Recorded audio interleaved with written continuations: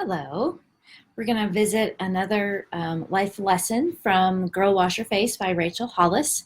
And we're talking about perfectionism. So one of my favorite things that I have heard is that we're looking for progress, not perfection, because it's really hard to step into that mindset.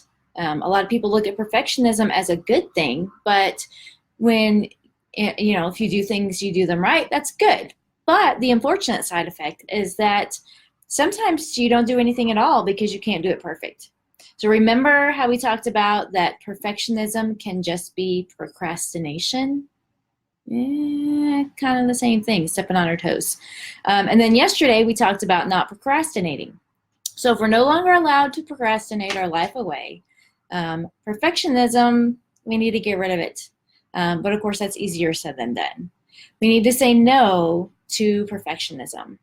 If we can look at perfectionism not as a good character trait, but instead a weakness, then it will help. If we can recognize that, anytime we can recognize anything in our life and change our mindset, it's a huge game changer.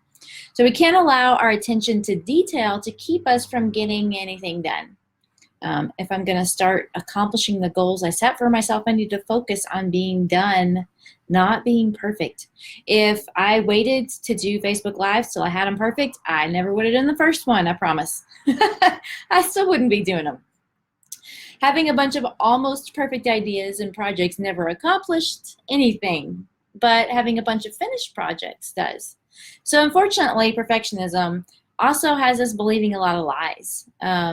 That we should be further along the timeline at this point. I should be farther along. I should be better at this.